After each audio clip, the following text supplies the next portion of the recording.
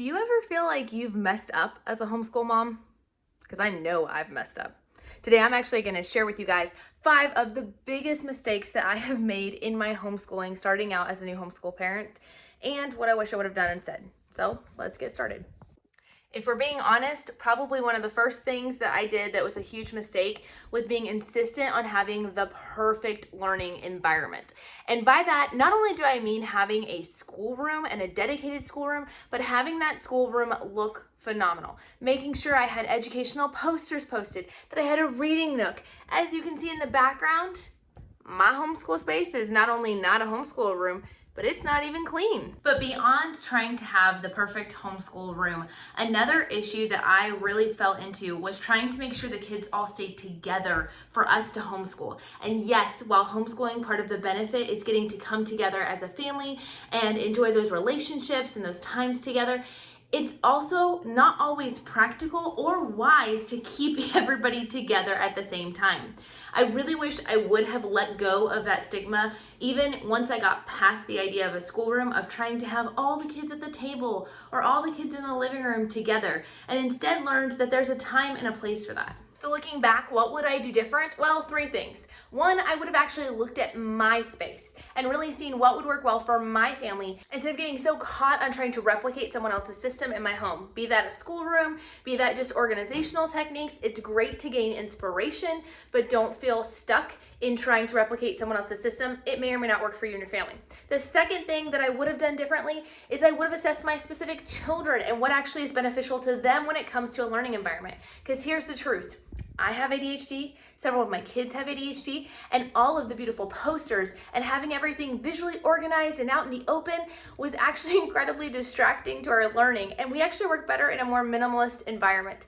And the third and final thing would simply just be to actually take the time to think about when are good times to be together and when are not. So because of how distracted we all easily are, we've learned that working side by side is not always the best and is not always the optimal learning environment. And instead, it's better if we start our school day together and we end our school day together. But in between, we actually all break up and go to our own sections, and that's okay. The second big mistake I made was definitely not making time for excellence.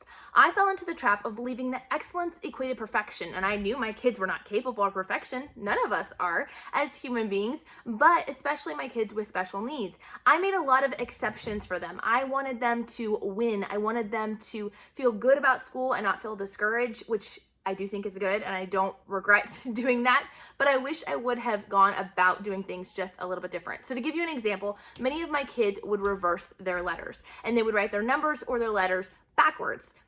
I knew it was so hard to even just sit down and sit still and to actually physically write that I didn't want to discourage them by constantly making them erase their letters and do it again. And I kind of wish I would have attached that differently.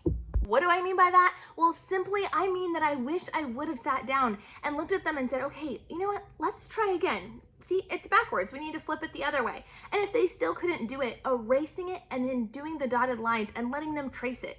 I wish I would have set expectations and then given them every tool and every support and everything they needed to get there instead of constantly pushing the line further and further back. I want my kids to do their best, and there are some kids who that is their best. But I really don't think this was their best. I think it was just me trying to make sure there was less conflict and less struggle, and I really wish I would have given them the tools to get there. The third mistake I made was constantly rushing my kids for things they weren't ready for. Here's the deal.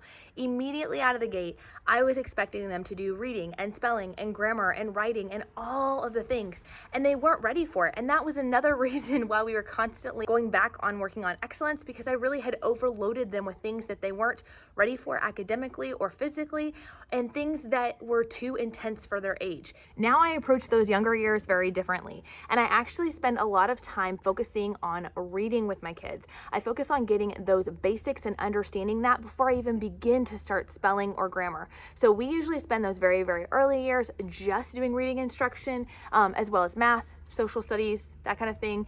But then after they've gotten just a base level of reading, we start to add on spelling and grammar. And I don't actually even start writing anymore until 5th or 6th grade. If you guys want a video on that explaining why and how I kind of justify that, let me know down in the comments. The fourth thing that I did that I really regret was definitely not identifying my child's need for help and outside assistance earlier. And what I think I was fighting was a couple of things. One was the idea of not knowing what is the difference between a slow learner and just going at their pace, and not all kids hit the same benchmarks at the same time, which is true, and knowing when they actually needed additional help. I'm gonna drop some links down to some resources that may help you kind of discern when your child is ready for help as well. Maybe I'll do a video on that in the future, but I really wish I would have sought help sooner. I think we would be in a lot different place if we had done that. And the other thing I think I was running into is feeling like I had to do it all on my own. I felt like if I outsourced anything, I was failing as a parent, and that is not true at all. The fifth mistake that I made was definitely the fact that I was inconsistent. I was so incredibly inconsistent as a young mom. And part of it, again, the problem was I had overloaded. I'd given my kids too much. I'd given them stuff that was not at their readiness level. And so everything would take longer. And when everything takes longer, then you don't want to get to it, right? Your kids are fighting on doing school. You don't feel like doing school. You lack motivation. And so I really feel like if I had stripped it down and if I'd had a better idea of what my bare minimums were to get done every day, even if we had more extras that we wanted to get to, but if I would have known what my bare minimums were, it would have been a lot easier to stay on track. I realized that I had this idea or this mentality that we needed to cram. As an experienced homeschool mom now, I recognize that 10 minutes a day is way more effective every single day than a 30-minute lesson once a week or a 50-minute lesson twice a week or whatever. And so I really encourage you as moms to go for that consistency, and short and sweet lessons consistently will give you much better results. As moms, I know it's easy to look back and to feel guilt and to feel like I could have fixed things and I could have done things differently, and I could have. But by God's grace, He uses those mistakes I've made to mold us and shape us into the people we are.